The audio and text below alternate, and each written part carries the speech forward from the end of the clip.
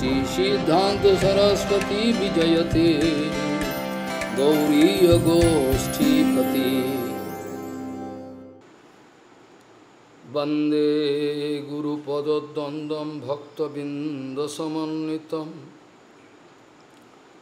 श्रीचैतन्यप्रभुं वन्दे नित्यानन्दसहोदितं श्रीनन्दनन्दनं वन्दे राधिका चरणोदयं गोपीजनसमायुक्तं बिन्दावनं मनोहरम् वाञ्छाकल्पतरुश्च कृपासिन्धुभ्यश्च पतितानं पावनेभ्यो वैष्णवेभ्यो नमो नमः।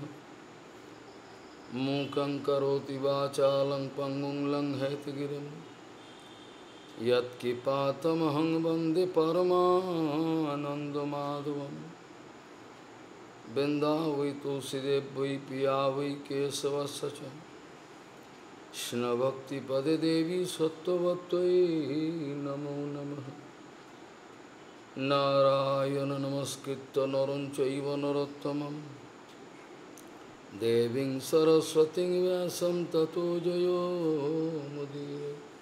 संकीर्तने कृष्ण कथोपदेशे गौरीयपत्रस्य प्रकाशने च सदानुरक्तो गुरुभक्तियुक्तो भक्तिप्रमोदाक्ष जगोद्वरुन् ध्येयं सदा परिभवग्नमभिष्टदोहं तीर्थास्पदं शिवविरिञ्चनुतं शरण्यं भित्ततिहं पुनतपाल्भवद्दिपूतं वन्दे महापुरुषते चरुणारविन्दम् यत्पादपल्लवनखचन्दमनिच्छटाय विस्फुरिजित किमपि गपवधू स्वदर्शि पूर्णानुरागरससागरसारमूर्तिः साराधिकामयि कदा कृपां करोसि।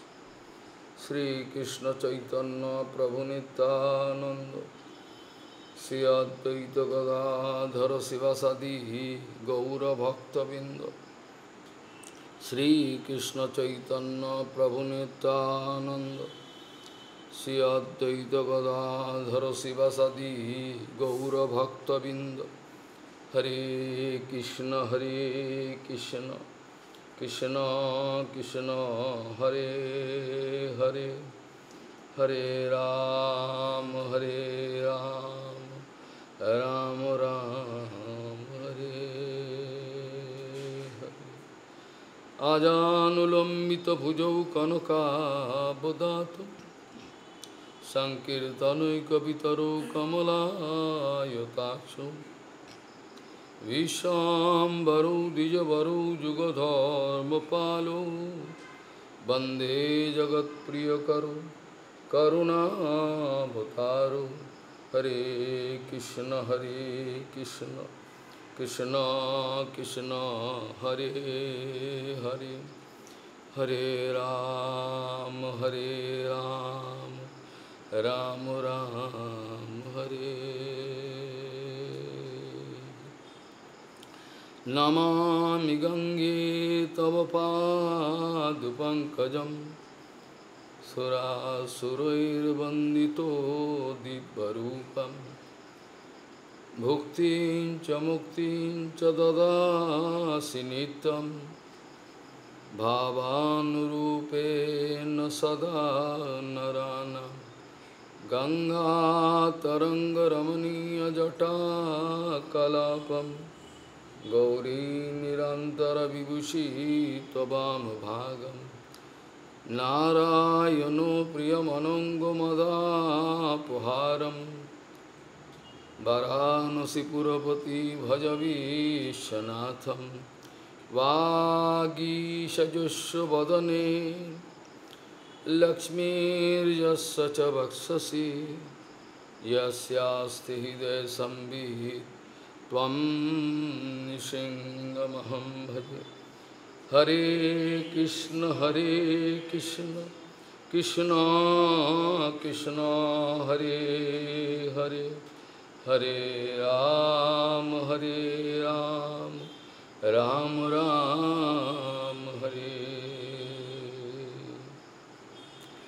Naivatmano prabhurayam nijalabhapurno manam janadaviduso karuno vinite jad jad jano bhagavati vidadhi tomanam tachatmane pratimukhasya jatha mukhasya naivatmano prabhurayam nijalabhapurno manam janadaviduso karuno vinite jad jad jano bhagavati vidadhi tomanam tachatmane pratimukhasya jatha mukhasya.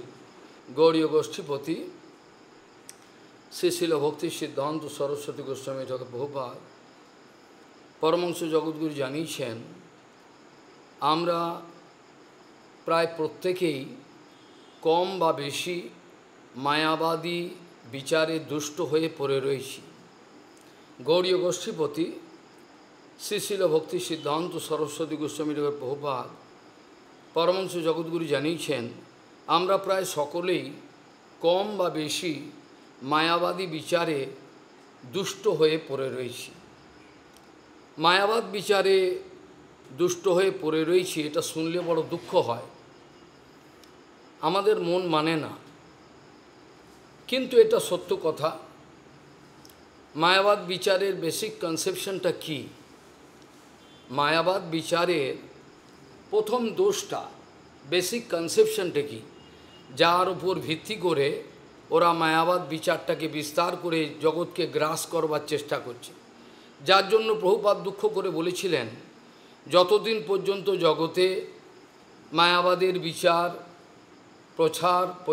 প্রচার থাকবে, ততদিন পর্যন্ত শুদ্ধ ভক্তির প্রচারের কোনো সুবিধা হবে না। যতদিন পর্যন্ত মায়াবাদের বিচার এই জগতে প্রসার থাকবে, ততদিন পর্যন্ত আমাদের শুদ্ধ ভক্তি প্রচারের কোনো সুবিধা হবে না। আর প্রভুপাদ কথা জানিয়েছিলেন, যখন থেকে আমাদের গৌড়ীয় ভজনেতে মায়াবাদীগণ ছদ্মবেশে বৈষ্ণবের বেশ ধারণ করে ঢুকে পড়লেন বৈষ্ণব পরিচয়ে, তখন থেকে গৌড়ীয় মঠে যত সমস্যার সৃষ্টি হয়েছে, যত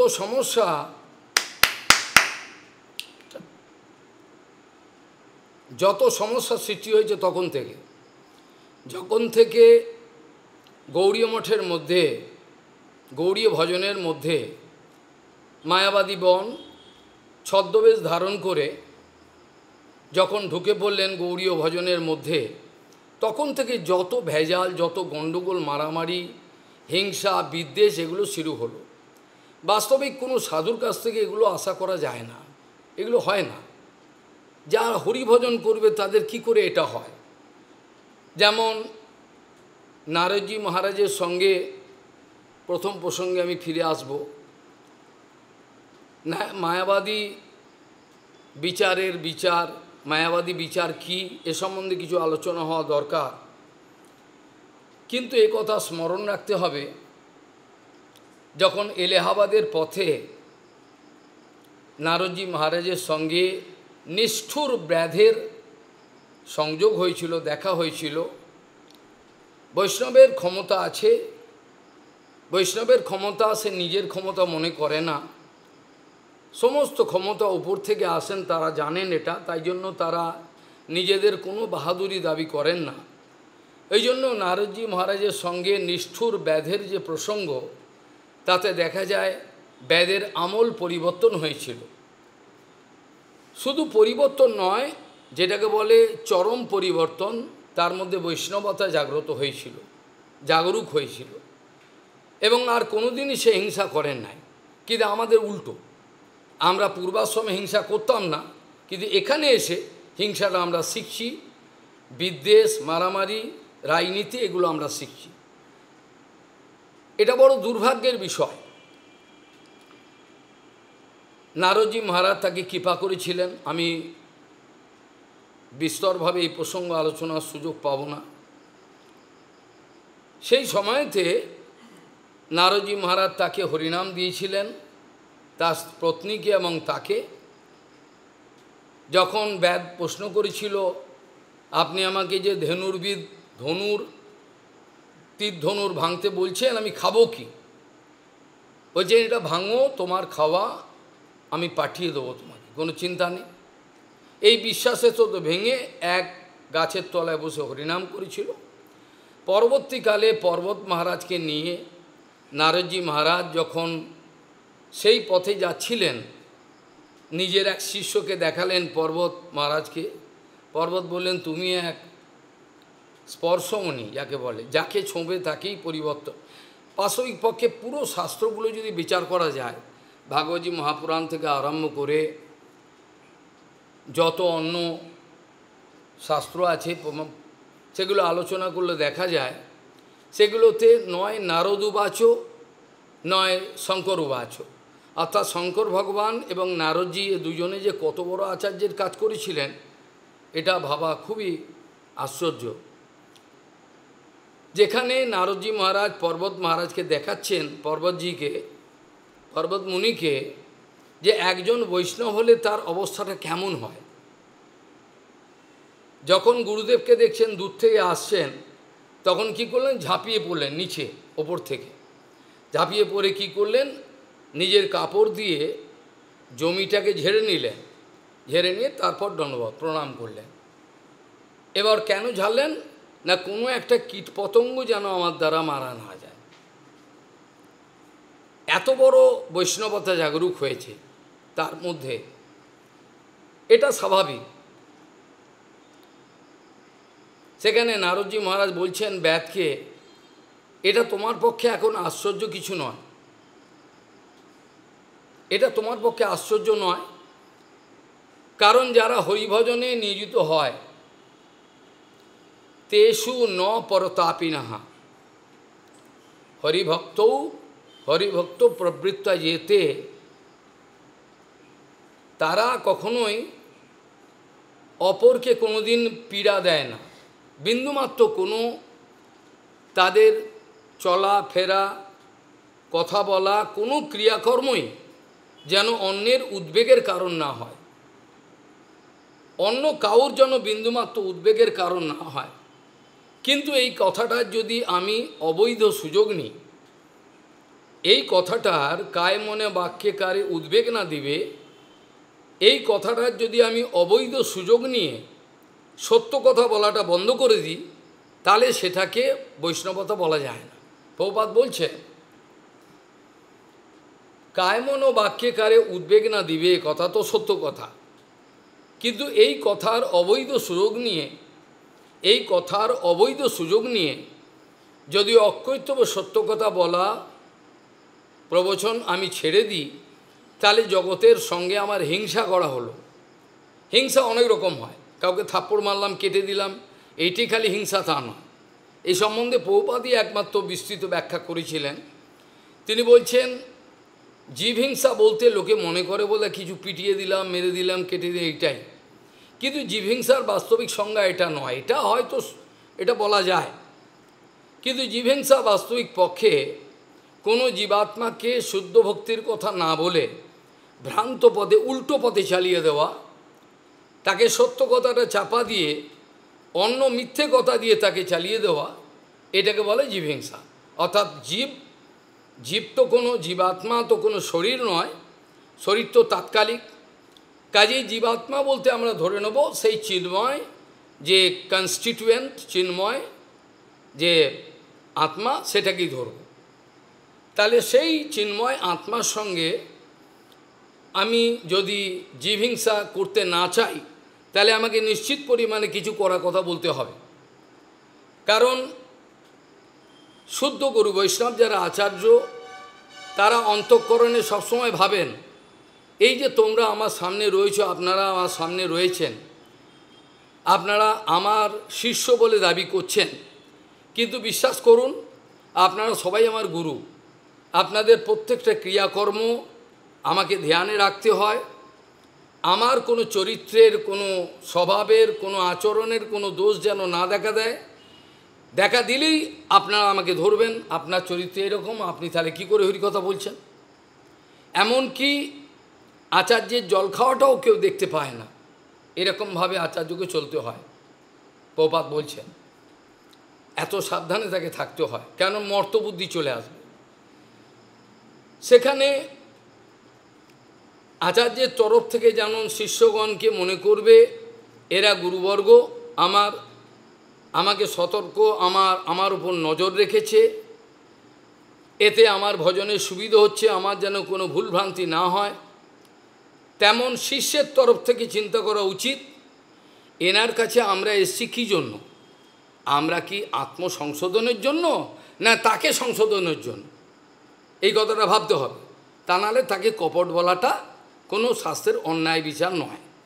প্রথম চিন্তা করতে হবে যে গুরুপাদ পদ্মের তরফ থেকে তার কর্তব্যটা কী। আমার অন্তঃকরণে যত দুর্বাসনা রয়েছে, দুর্বাসনা নিগরিতস্য নিরাশয়স্য, এই যে যত রয়েছে এগুলোকে সংশোধন তিনি করবেন কি না, নাকি আমাকে ভালোবেসে আদর করে আমার যত অনর্থ আছে তার মধ্যে আরও বেশি করে জ্বালানি দিয়ে আমাকে জ্বালিয়ে দেবেন, কোনটা?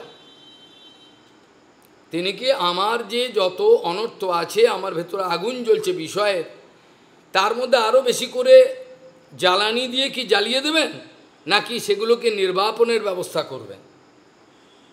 সাধুগুরু বৈষ্ণবকে আমরা চিনতে পারি না। আমরা সাধুগুরু বৈষ্ণবকে নিজের যে বদ্ধ দর্শন, আমাদের যে জড় দর্শন আছে, আমাদের যে জড় দর্শন, যে জড় দর্শনের বশীভূত হয়ে আমরা গুরু বৈষ্ণবকে দর্শন করতে সাহস করি, আমাদের এত বড় সাহস, উনি এরকম, উনার মধ্যে এগুলো নাই, উনার মধ্যে এইগুলো আছে, আমার গুরুর মধ্যে এগুলো আছে, উনি এগুলো নেই, এই যে বিচারগুলো, এগুলোতে গুরু বৈষ্ণব রেগে যায় না, তারা সন্তুষ্ট হয়, তারা আনন্দ পায়। কিন্তু যিনি বলেন তার বিচারটা কেমন, তার বিচারটা কেমন? জড় বিচার। কারণ তিনি তার এই জড় বুদ্ধি নিয়ে বৈষ্ণবের মধ্যে এই গুণটা দেখতে চাইছেন। মানে আমার ভালো লাগা, আমার যে গুণগুলো ভালো লাগে, mind it, your attention please, আমার যে গুণগুলো গুরু বৈষ্ণবের মধ্যে দেখতে ভালো লাগে, তিনি আমাকে খুব ভালোবাসেন, খেয়েছো বাবা, বসেন বসেন, ভালো করে আদর করেন, এইগুলো আমি দেখতে চাই। যখন গুরু বৈষ্ণব আমাকে শাসন করেন, আমার প্রত্যেকটা পদে পদে ভুলগুলোকে দেখিয়ে দেন, তখন পরম পূজ্যপাদ কেশব গোস্বামী বলেন আমাকে আর কে শাসন করবে, তিনি তো চলে গেলেন। প্রপাত আপনি তো চলে গেলেন, কে আমাকে বলবে? বোকা, মূর্খ, ডোকলা, কে বলবে? এই শাসনগুলো কে করবে? আজ তো আমি অসহায় হয়ে গেলাম। এটা হলো বৈষ্ণব দর্শন। বৈষ্ণব দর্শনের মানে হলো যে কোনো প্রতিকূল বিষয়েতে অনুকূল দেখা। কি বললাম? যে কোনো প্রতিকূল বিষয়েতে অনুকূল দেখার নাম হলো বৈকুণ্ঠ দর্শন। যে কোনো প্রতিকূল বিষয়, এটা কিন্তু অনুকূল মোটেই নয়, কিন্তু তার মধ্যেও নিজেকে স্থির স্থির আনন্দময়, তার আনন্দটাকে কেউ তো হরণ করতে পারবে না, নিত্যানন্দ তার ভিতরে, এই যে বিষয়টা, সেটাকে বলে বৈকুণ্ঠ দর্শন। আর পারিপার্শ্বিক পরিস্থিতি অত্যন্ত ভালো, অনুকূল, ছোটোখাটো দুষ্গুণ মানুষের মধ্যে থাকবে, বদ্ধজীব আমার কাছে আসবে কি কারণে? আমার কাছে কোনো সিদ্ধ মহাত্মা আসবে কি? হ্যাঁ, আসতে পারে আমাকে কৃপা করবার জন্য, কিন্তু সিদ্ধ মহাত্মা আমার কাছে আসবে এটা তো আমি আশা করব না। আমার কাছে বদ্ধজীবী আসবে, তাহলে আমাকে কতটা আমার সংযম, কতটা সংযত আমাকে থাকতে হবে, কতটা আমাকে শক্তি রাখতে হবে যে আমি তাদের কোনো অনর্থটাকে প্রশ্রয় দেব না, তাদেরকে সংশোধন করে তাদের অপ্রাকৃত জগতে যাওয়ার মতো ব্যবস্থা করে দেবো। আর যদি না করি, আমি জিভিংসা করলাম। আমার গুরুদেব খুব ভালো, আমাকে আদর করতেন, মিষ্টি কথা বলতেন, আমি চিন্তা করলাম না যে আমার জীবনে বাঁচবার মতো, ভজন করবার মতো যে যোগ্যতা অবস্থা, সেটা আমাকে তো উনি দেওয়ার আগেই চলে গেলেন। তা তিনি আবার অন্য রূপ ধারণ করে আসতেও পারেন, গুরু তো নিত্যবস্তু। আমি এ কথা বলতে পারি না যে আমার এই বৈষ্ণব হ্যাঁ ইনি বৈষ্ণব, হ্যাঁ ইনি বৈষ্ণব ভালো, কিন্তু এনার মধ্যে এইসব গুণগুলো নেই, এটাকে বলে মায়াবাদী। আবার ঘুরে আসছি, তাহলে মায়াবাদ দিয়ে শুরু করলাম কেন?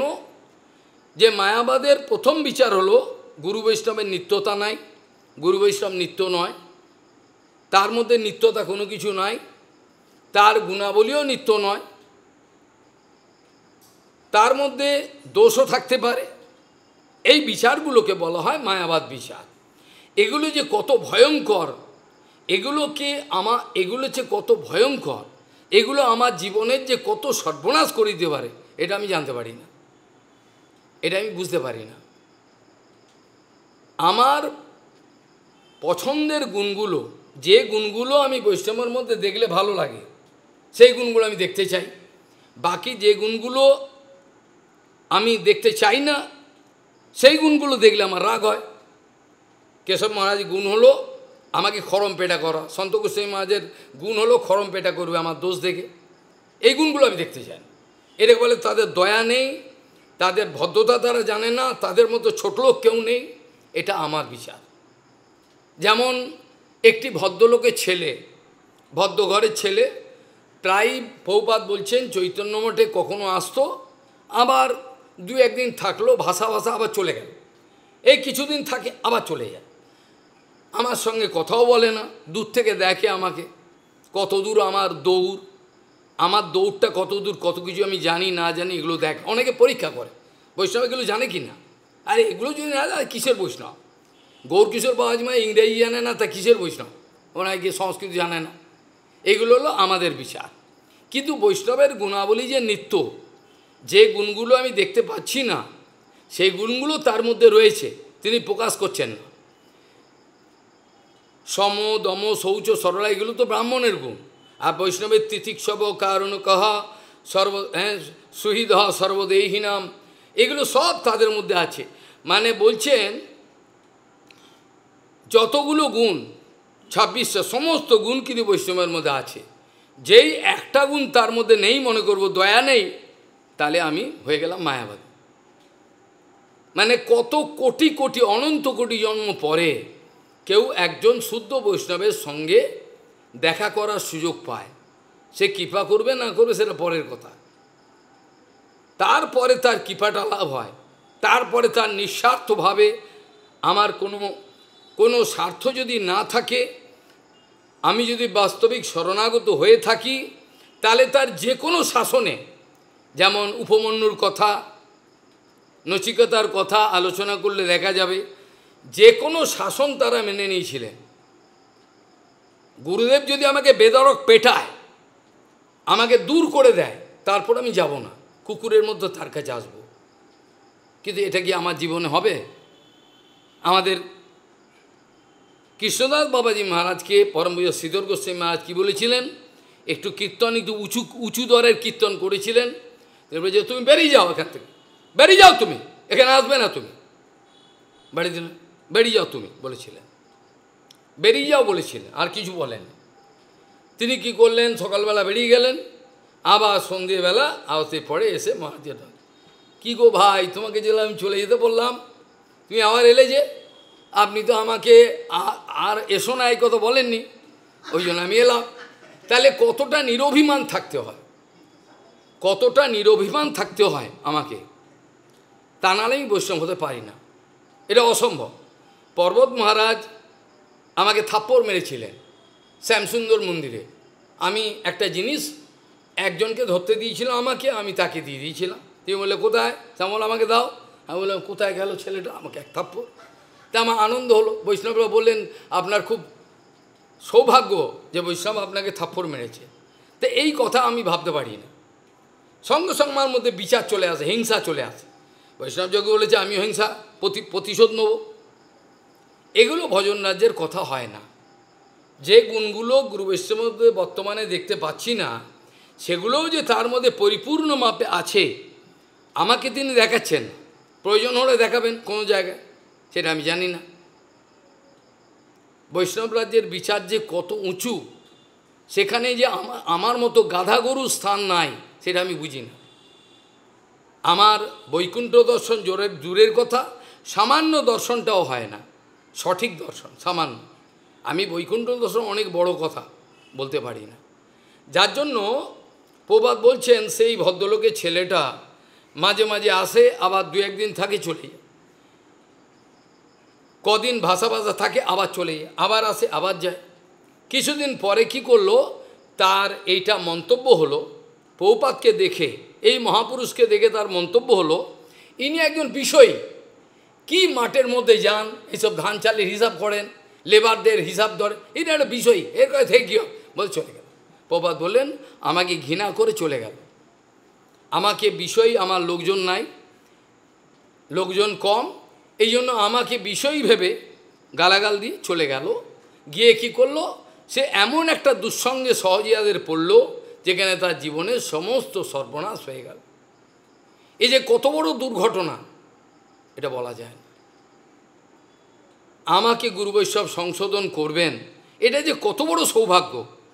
আমাকে যদি সংশোধন না করেন, তাই তুমি অনন্ত কোটি কালেও আমাকে খেতে দেন, আর হরে কৃষ্ণ করি, আর বসে থাকি, আর ঘুরি, হয়ে গেল। আমাকে মারেন না, আমাকে বকেন না, আমাকে বলেন না তুমি একজন মূর্খ, তুমি কিছুই জানো না, তুমি জানো না লোক ব্যবহার কিছু, তুমি বৈষ্ণব ব্যবহার কী করে জানো। এটা যে কত বড় সৌভাগ্য আমার, সেটাই ভাবতে পারি। আমি প্রতিহিংসা নেওয়ার জন্য ব্যস্ত হয়ে পড়ি, ওনাকে লাথি মেরে চলে যাব, আমার ইচ্ছা মতো থাকবো, এটাকে হরিভজন বলে না। হরিভজন শিখতে অনন্তকাল আমাদের চলে গেছে, হরিভজন শিখতে আরও কত কোটিকাল যাবে জানি না।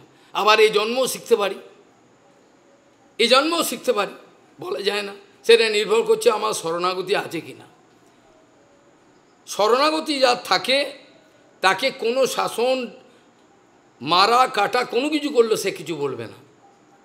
তার বিচারটা হলো ভক্তিবিনোদ ঠাকুরের যে বিচার, সর্বস্ব তোমার চরণে সুপিয়া পরিচি তোমার ঘরে, তুমি তো ঠাকুর তোমারও কুকুর বলিয়া যাও।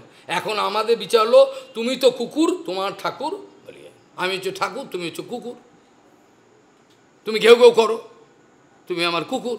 এই বিচারগুলো আমাদেরকে যে কত সর্বনাশের পথে ফেলে দিতে পারে। বড় দুর্ভাগ্য আমাদের, কত বড় দুর্ভাগ্য হলে পরে আমরা অনুকূল সব কিছুকে প্রতিকূল দেখি। যেখানে আর কোনো মায়া ঢুকতে পারছে না, মায়া ঢুকবার কোনো সুযোগ নেই, সেখানেও আমরা ইচ্ছে করে প্রতিকূল দেখি, সমস্ত বিপরীত দেখি, নোংরা জঘন্য এগুলো আমরা দেখি। এই জন্য প্রভুপাদেরও দোষ দেখার সুযোগ আছে, কেশব মহারাজের দোষ দেখার সুযোগ আছে, আর আমার তো থাকবেই, আমার তো দোষ আছেই, আমি তো বলি না আমার দোষ নেই। যাই হোক, যে বিচার নিয়ে এই কথাগুলো বলা হলো, এটা হলো মায়াবাদের বেসিক কনসেপশনটি হলো এই। মায়াবাদ কখনোই বিশ্বাস করে না যে বৈষ্ণব নিত্য, বৈষ্ণবের ভগবান গুরু বৈষ্ণব নিত্য, এটা তারা বিশ্বাস করেন না। তারা তাৎকালিক বিচারে গুরু বৈষ্ণবকে ফেলেও দিতে পারে। আজকে আপনাকে ভালো লাগলে আমি নিলাম, কালকে ভালো লাগলে লাথি মেরে দিও, আমার খুশি, আপনার কি? এটা হচ্ছে মায়াবাদী। যেখানে একবার আমি মাথা বিক্রি করে দিয়েছি, সেখান থেকে আমি তুলতে পারবো না। আমার মাথা বিক্রি করেছি প্রভুপাদের চরণে, সেখানে আমাকে কিছু গুলি করে মেরেও দেয়, মারতে আসে, আপনি এগুলো কেন বলছেন, লিখছেন কেন, তাতেও আমি ছাড়ব না। এটাকে বলে প্রভুপাদের চরণে আমার নিষ্ঠা আছে কি না, সেটার প্রমাণ হয়। আর একটু বিতকুল হলে আমি ফেলে দিতে পারি, এটাকে মনে হয় আমার গুরু বৈষ্ণবে বিশ্বাস নাই, এটা প্রমাণ হয়। তারা কিন্তু যে কোনোভাবেই আমাকে ধাক্কা দেবে না। সবচেয়ে বড় কথা হলো, বারবার এই কথা বলা হয়, যে মনটা তোমাকে বেশ্যা বানিয়ে দিচ্ছে, আমি কিন্তু বলিনি, ভাগবত বলছি, মতিম সতীম যচ্ছতি বাসুদেবে, তাই কি না? তাহলে সতীমতি যদি বলে, তাহলে নিশ্চয় তার বিপরীত অসৎমতিও হবে, তাই কি না? তাহলে ভাগবত বলছে এটা। তাহলে সতীমতি মানে হলো, ঠিক যেমন সতী, কোন একটা সাবিত্রী সতী, তার স্বামীর প্রতি যতটা অনুরাগ, কোনো মতেই তাকে ছেড়ে যাবে না যে কোনো পরিস্থিতিতে। এরকম অসতীমতি কী করবে? বেশ্যার মতো। আর রঘুনাথ দাস সেই তো ওপেনলি বলে, অসৎ বার্তা বেশ্যা সর্বস্বমতি, এই যে বলে দিয়েছেন, এটা তো পরিষ্কার বলে দিয়েছেন। আর কনক কামিনী প্রতিষ্ঠা বাগিনী ছাড়িয়াছে যারে, সেই তো বৈষ্ণব। এগুলো তো সব প্রতিষ্ঠা আসার সঙ্গে সঙ্গে বলে যে চণ্ডালিনী, সুকরি বিষ্ঠা, তোমার প্রতিষ্ঠা সুকরি বিষ্ঠা, এই কথা বলে দিয়েছেন প্রভুপাদ। তাহলে দেখা যায় আমাদের বিচারগুলো কত ভুল। আমরা যেখানে সম্পূর্ণ গোলক দর্শনের সুযোগ পাবো, বৈকুণ্ঠ দর্শন, এক বিন্দু মায়াকে ঢুকতে দিচ্ছে না গুরু বৈষ্ণব, তখন আমি তার বিরুদ্ধে বিদ্রোহ ঘোষণা করব। আপনি কেন এরম বলবেন আমাকে? আমি বিদ্রোহ ঘোষণা করলাম, আসছে আমি বিদ্রোহ শুরু করলাম তার বিরুদ্ধে। যখন তিনি মায়া ঢুকতে দেবেন না, কিছুতেই মায়াকে ঢুকতে দেবেন না, তখন আমি দেখছি আমার সুবিধে হচ্ছে না। মায়া মিশিয়ে ভগবান আমার কাছে এসো, আমার এই বিচার, তখন আমি রেগে গেলাম। আমি বুঝতে পারলাম না এটা কত বড় কথা, তার কত বড় স্যাক্রিফাইস। তে দুনিয়ার সমস্ত প্রতিষ্ঠা, কোটি কোটি টাকা, সমস্ত মালা সে নিতে পারে, সেগুলোকে তুচ্ছ প্রতিপন্ন করে কেবল প্রভুপাদের বিচারটাকে স্থাপন করার চেষ্টা করছে। কত বড় sacrifice, war a kind of sacrifice, আমরা এটা বিচার করতে পারি না। আমরা ততক্ষণ পর্যন্ত গুরু বৈষ্ণবের চরণে শরণাগতি দেখাতে পারি যতক্ষণ পর্যন্ত নিজের স্বার্থের ব্যাঘাত উপস্থিত না হয়। স্বার্থ বলতে আমি কোনো শাসন না মানতে পারি, মিথ্যাবাদী, এটাও স্বার্থ, এটাও স্বার্থ। যখন আমার চলা ফেরা, কথা বলা, আমার খাওয়া, আমার শোয়া, আমার চিন্তা করা, আমার দেখা, আমি কোনো মেয়ে ছেলে দেখছি ওদিকে, এই দেখাটাও দেখতে পারবো না।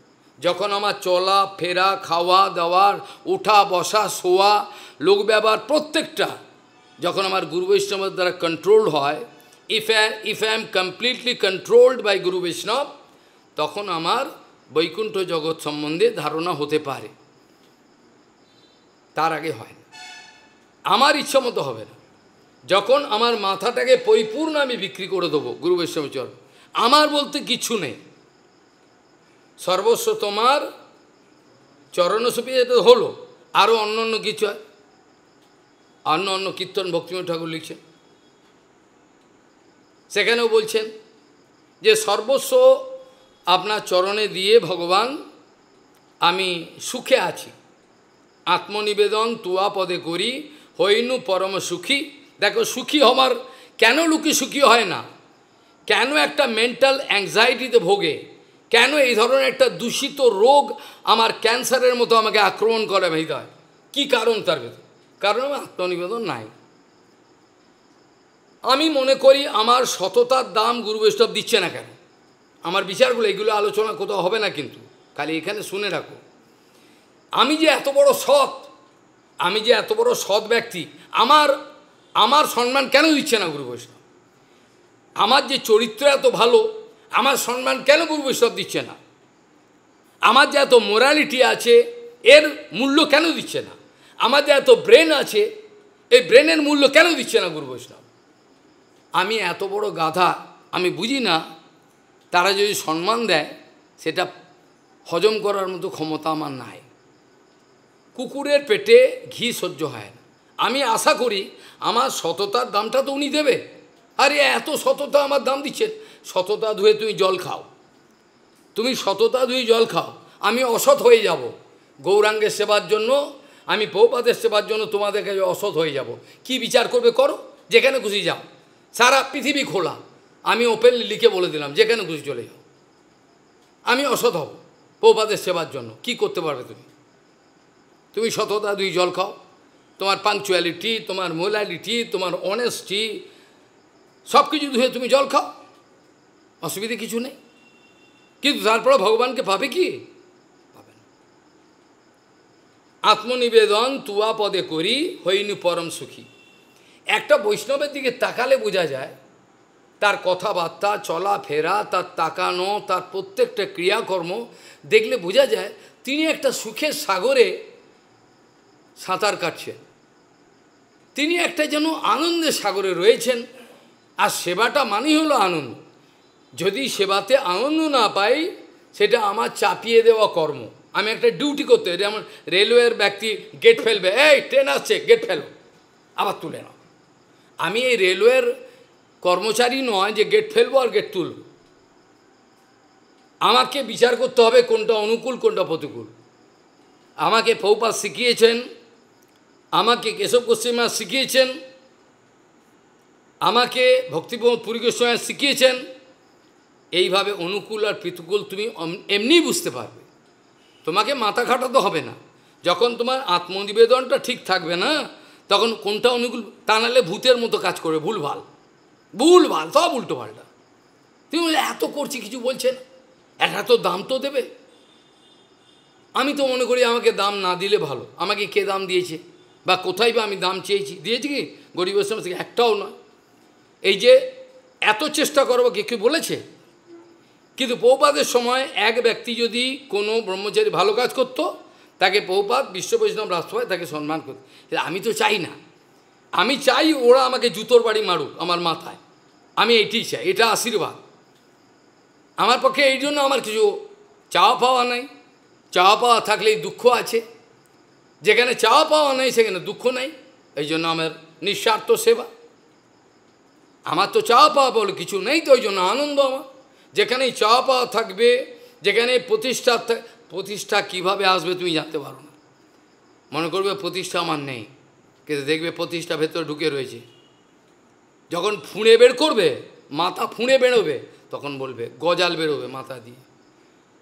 ওই জন্য সেবা করবে সাবধানে, পুরো জগতে সম্মান আসবে, মালা দেবে, এত ভালো ছেলে, এত বুদ্ধি, তখন মাথা নিচু করে চলে যাবে কানে আঙুল দিয়ে, যেন প্রতিষ্ঠাটা শুনবে না। সব কিছুর ক্ষমতার মূলে রয়েছেন গুরু বৈষ্ণব, গুরুদেব দিচ্ছেন। এইটা যতক্ষণ আমি ভাবতে পারি ততক্ষণ আমাদের সেবা হয়, তা নাহলে আমাদের কর্ম হয়ে যায়। আমি কর্মচারী হয়ে যাই, ব্রহ্মচারী আর থাকতে পারি না। আমার ব্রহ্মচারী না আমার থাকে না, কর্মচারী হয়ে যায়। এই জন্য প্রভুপাদের আদর্শ এতটাই কঠিন যে স্বর্গের কোনো দেবতাও পালন করতে পারবে না। স্বর্গের যে দেবতা আছে না, ইন্দ্র বরুণ, এরাও পারবে না। প্রভুপাদের আদর্শ এত কঠিন, পারবে না, অথচ সোজা। কারণ যেখানে আত্মার যে স্বাভাবিক প্রবৃত্তি যখন খুলে যায়, তখন আর কঠিন লাগে না। কঠিন লাগে কখন? অনর্থগ্রস্ত অবস্থায়, তার শাসন মানতে পারবো না। কিন্তু প্রভুপাদ বলছেন এইটা একটাই রাস্তা। তুমি আর যদি অনন্তকাল ঘুরতে চাও ঘোরো, কিন্তু কোনো রাস্তা নেই, সেই ঘুরে আমার কাছেই আসতে হবে। এই জন্য বলছেন ছোটো বইটাতে প্রভুপাদ লিখেছেন না, একটা দিল্লির একটা এডুকেটেড ছেলে বলছেন, why you say there is no other way except Gaudiya Math? Prabhupada বলছে, do you think there is other way? যেখানে ভগবান নিজের পার্শ্বদগুণকে সেবা লাগিয়েছেন, তাদের কাছে আপনি যে সেবাটা পাবেন, যে গাইডেন্সটা পাবেন, যে আপনাকে পথপ্রদর্শন করবে, সেটা কি অন্য জায়গায় পাবেন? তাহলে প্রভুপাদের কত বড় কথা যে গৌড়ীয় মঠ ইজ দ্য অনলি ওয়ে, আর কোনো রাস্তা নেই। তাও সে প্রভুপাদের আনুগত্য হলে হবে। বাইরে যদি প্রভুপাদের আনুগত্য দেখায়, ভেতরে ফাঁকা হবে না, কোনোটাই হবে না। ভজন রাজ্যের কথা কত গভীর রহস্যময়, এটা বুঝতে অনেক দেরি আছে। যতক্ষণ পর্যন্ত অভিমান থাকে, তখন আমি একটা বিন্দু বিসর্গ আমি ভজন রাজ্যে এগোতে পারি না। আমি মনে হচ্ছে অনেক কিছু করলাম, বাহাদুরি, কিন্তু আমি 1 ইঞ্চি আমি এগোতে পারবো না ভজন রাজ্যে। তাহলে ভক্তিবিনোদ ঠাকুর কিন্তু কীর্তনে সব সোজা কথা বলে দিই, তোমার সংস্কৃত জানতে হবে না। সেখানে পরিষ্কার বলছেন, আত্মনিবেদন তুয়াপদে করি, হইনু পরম সুখী, দুঃখ দূরে গেল, চিন্তা না রহিল, চৌদিকে আনন্দ হের। এটা কার হয় বলতে পারেন? কার হয়? যিনি বাস্তবিক আত্মনিবেদন করেছেন, যিনি নিজেকে ছেড়ে দিয়েছেন। এবার উনি যা করবেন, নিজ চেষ্টা বল প্রতি ভরসা ছাড়িয়া, তোমার ইচ্ছায় আছি নির্ভর করিয়া। তাই কি না? আমি অনেক চেষ্টা করেছি,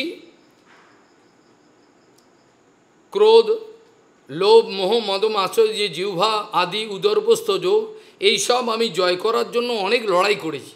অনেক ভালো মানুষই দেখি যে আমার মতো চরিত্র কাউর নাই, কিন্তু গুরু বৈষ্ণবের যে চালাকি আছে, যেখানে একটা বেশ্যাকে পর্যন্ত বুঝতে পারছে কি হচ্ছে, ওটাকে পর্যন্ত কায়দা করে তুলে দেবে। কিন্তু আমি বাইরে থেকে দেখে বলে নিশ্চয়ই কোনো একটা ব্যাপার আছে, ও বদমাস, এনার মধ্যে সাধুত্ব নেই। কিন্তু ও যে কী চালাকি করছে, ওকে উদ্ধার করার জন্য ব্যবস্থা করেছে, কীভাবে করবে এরা জানতে পারছে না। ওই জন্য সবচেয়ে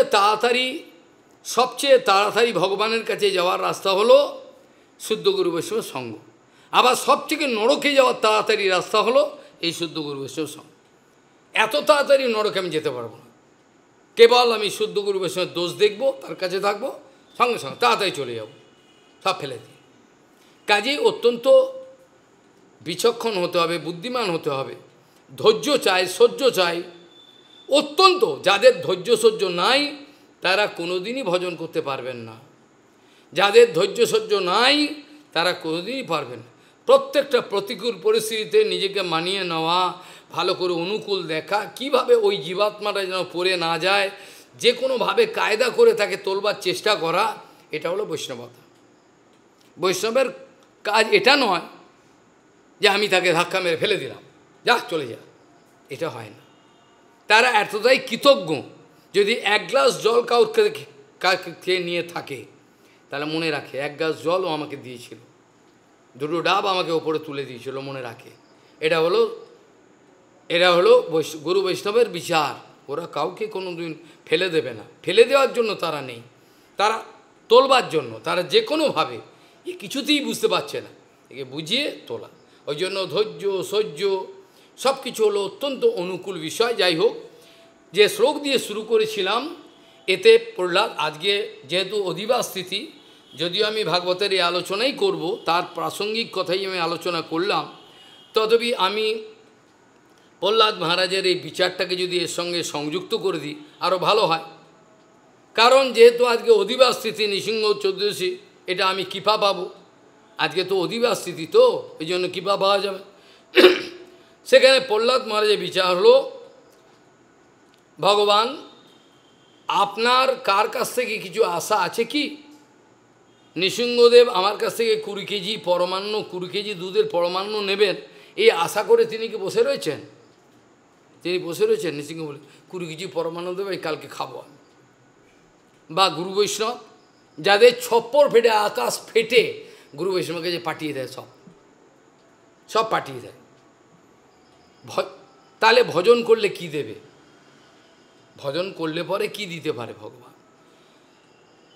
তাহলে গুরু বৈষ্ণব কি কারোর উপর সত্যিই নির্ভরশীল হয়, নাকি আমাকে ভালোবেসে কৃপা করে আমাকে লাগায়? তা আমি যদি বিপরীত কথাটা বলি তাহলে কেমন হয়? ঠিক বিচারটা হলো, প্রভুপাদ বলছেন, আমি গুরু বৈষ্ণবের আনুগত্য ততদিন পর্যন্ত দেখাতে পারি যতক্ষণ আমার নিজের মনের বিরুদ্ধে কিছু না হয়, বা আমার স্বার্থ আঘাত না। স্বার্থ বলতে আমাকে যেন কেউ কিছু না বলে, এটাও একটা স্বার্থ। আমি ভালো থাকবো, এটাও তো একটা স্বার্থ। আমাকে বিরক্ত করো না, আমি যেন সুখে থাকতে দাও, এটাও তো স্বার্থ। যখন তুমি আত্মনিবেদন করেছো তখন তোমার এই আশাটাও থাকতে পারে না। প্রভুপাদ বলছেন, আমাকে বিরক্ত করবেন না, আমাকে একান্তে থাকতে দিন, শান্তিতে থাকতে দিন, এটাকে বলে কাম, প্যাসিভ কাম। আমি মনে করি আমি বড় ভদ্রলোক, আমার তো কাম নেই, আমার তো কোনো কাম নেই, কিন্তু তোমার বেশি কাম আছে। এর হলো প্যাসিভ কাম, লুক্কায়িত কাম।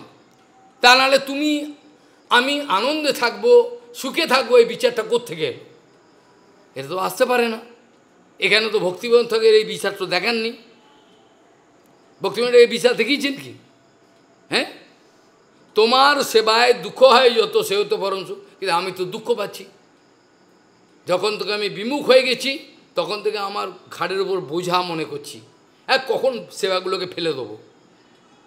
কিন্তু শুদ্ধ গুরু বৈষ্ণবে যখন সেবার বিচারগুলো দেখবে 24 ঘন্টা তার সঙ্গে থাকলে তোমার কাপড়টা খুলে যাবে। কি করে ওরা? আমরা মনে করি আরাম করে, তা আরাম যদি করে তা এত সেবাগুলো কখন করে? তারা ঘুমিয়ে ঘুমিয়ে করে, ঘুমিয়ে ঘুমিয়ে সেবা করে তারা। তাহলে তোমার সেবায় দুঃখ হয় যত, সে তো পরম সুখ। তাহলে ভক্তিবিনোদ ঠাকুর বলছেন, তোমার সেবায় দুঃখ হয় যত, সে তো পরম। এটা তো হলো সেবা রাজ্যের কথা। কিন্তু আমার বিচার হলো, আমাকে যেন কোনো ঝামেলা না করে, এই তোমার তো তুমি করো, আমাকে কিছু করো। এগুলো প্যাসিভ কাম, গুপ্ত কাম ভেতরের মধ্যে আছে। প্রভুপাদ বলছেন, তা নাহলে আমি তো কথা বলতে পারি না। আমার রাজ্যের পৃথিবীর থেকে তোদের ইন্টারনেটটা খুললে তো মাথাটা পাগলা গাড়োতে চলে যাবি। হাজার হাজার প্রশ্ন, প্রশ্নের কখনো কখনো মাথা মুন্ডুও নেই। এই কদিন আগে 3-4 দিন আগে বলছেন ভাগবতে কেন ওর লেখার ডেট নেই কেন? Why Bhagavatam has no date? এর উত্তরটা পড়েছো, আজকে বেরিয়েছে। তাহলে এখানে উত্তর দিতে হচ্ছে। কেউ বলছে আপনি চিটার পিচার, মানে প্রতারক প্রচারক বলেন, ওটা কাদের বলেন, এর ব্যাখ্যাটা করুন। কালকে রাত্রেবেলা বিশ্রাম করা হারাকে লিখে ফেলা, সাড়ে 10টা 11টা আমি লিখবো বলে বসে আনন্দে, তখন আর হবে না, আমাকে কেউ বিরক্ত ওর মধ্যেই করতে হবে, যেটা বামন গোস্বামী মা বলতেন। আমি এত হইচই ঝামেলার মধ্যে আমি নির্জনে থাকতে পারি, আমার হরিনাম হবে না। যদি আমার বৈষ্ণব অপরাধ হয়, আমার সেবা অপরাধ হয়, আমি যত হরিনাম করতে পিছিয়ে, ওই জন্য হরিনাম করতে হবে। আমি বলছি না, আজ অপরাধটাকে কাটিয়ে দিয়ে তারপর হরিনাম করতে হবে। আমার গুরুপাদ পদ্ম, তোমার গুরুপাদ পদ্ম, এই বিচার আসতে পারে না। কোনোদিনই গুরুদেব উল্টো কথা বলতে পারেন না। বলতে পারেন এই সেবাগুলো করবে না, ছেড়ে দাও, তুমি এরম থাকো, এই বলতে পারে কি? কোনো গুরুদেব বলতে পারে? সিদ্ধ গুরুদেব কখনো? এগুলো আমার মনের সব খেয়াল। যেমন জগন্নাথ দাস বাবাজি মহারাজের কাছে, জগন্নাথ দাস বাবাজি মহারাজ সেবককে বলছেন, এই বেগুন গাছে জল দাও। আমরা বেগুন গাছে জল দেওয়ার জন্য এসেছি, আমরা হরিনাম করার জন্য, যে হরিনাম করবো আপনার পাশে, তোমাকে বেগুন গাছে জল দাও, বেগুন গাছে জল দাও, শুনবে না। ভক্তিবিনোদ ঠাকুরকে ডাকালেন, ডেকে বলছে, দেখুন এদেরকে আমি বেগুন গাছে জল দিতে বলেছি, এরা বলছে আমাদের হরিনাম করার জন্য এসেছি, আমরা বেগুন গাছে জল দেবো না। ভক্তিবিনোদ ঠাকুর ডিস্ট্রিক্ট ম্যাজিস্ট্রেট, তিনি শাসন করে বললেন, দেখুন বাবা যা বলছেন সেইটি মানতে হবে। আপনার পক্ষে বেগুন গাছে জল দেওয়াটাই ভজন, আপনি এখন হরে কৃষ্ণ করতে পারবে না, করলে উল্টো বিপরীত দিকে যাবে, যেটা বলছে সেটাই। আরেকজনকে বললে, যাও তুমি পায়ে হেঁটে তীর্থ পর্যন্ত করেছো, তোমার অনেক অপরাধ হয়েছে গুরুচরণ, যাও চলে যাও, আর এনার চরণে ক্ষমা চাও। ভক্তিবিনোদ ঠাকুর এসে বললেন। কাজেই ভজনটা আমাদের খেয়াল খুশি মতো হবে না, আমাদের ইউটোপিয়া, আমাদের একটা স্বপ্নের একটা রাজত্ব, ও ভজনটা এমন হবে, কেউ আমাকে বিরক্ত করবে না, এমন থাকবো, সুখে থাকবো। এটা তো সংসারে থাকলেও সুখে থাকা যায় না, যায় কি? সুখের লাগিয়া এ ঘর বাঁধনু অননে পুড়িয়া গেল। যার জন্য প্রহ্লাদ মহারাজ বলছেন, ভগবান আপনি কি কারোর কাছ থেকে কিছু আশা করেন? আশা তো করেন না। তথাপি কেউ যদি আপনার জন্য কিছু সেবা করতে চায়, তাহলে আপনার যে নির্মল হৃদয়, আপনার হৃদয় তো ভগবানের হৃদয় কীরকম হয়? Crystal clear. মানে আমি দেখেছি গুরুপাদ পদ্মের কাছে যে এসে দাঁড়াতো, সঙ্গে সঙ্গে বুঝতে পারতেন তার ভিতরে কী আছে। শুদ্ধ গুরু বৈষ্ণব এরকমই ক্ষমতা, তাদের চোখের সামনে কেউ এসে দাঁড়ালে সঙ্গে সঙ্গে বুঝে যাবে। এরকম কত হয়েছে, কারোর আশা মানা হরিকথাতে, যে এর কাছে ঠিক বন্ধুবান্ধব অসুবিধা হচ্ছে, কেউ একজন আছে এখানে, পরে ধরা পড়ল, এটা হয়ে যায়। কাজেই এটা রিফ্লেক্টেড হয়। কাজেই এদের হৃদয়টা হলো নির্মল একটা ক্রিস্টাল, একটা স্ফটিক স্তম্ভ। নৃসিংহদেবের সামনেতে প্রহ্লাদ মহারাজ বলছেন, আপনার সামনে যেই আসবে, আসার সঙ্গে সঙ্গে তার হৃদয়ের বৃত্তি আপনার হৃদয়েতে প্রতিফলিত হয়। আপনি সঙ্গে সঙ্গে বুঝতে পারেন কী বাসনা নিয়ে আমার কাছে এসছে, বুঝতে পারেন না? এটা বুঝতে পারে। আর আপনার তো কারোর কাছ থেকে কোনো আশা নাই। যদি আপনাকে কেউ কিছু করে তো ভালো, সে তো নিজের মঙ্গলের জন্য করল। আমরা গুরু বৈষ্ণবের সেবা করে তার বাবা 14 পুরুষকে উদ্ধার করে দিলাম, এই বুদ্ধিটা আমার কি করে আসে? এটা তো মায়াবাদের আসবে। তিনি যে আমায় করুণা করে সেবা দিয়েছেন আমাকে উদ্ধার করার জন্য, এই বিচার তোমার আসে না। কিন্তু প্রহ্লাদ মহারাজ কী বলছেন? তাই তো বলছেন, নৈবাত্মন প্রভুরয়ম নিজ লাভ।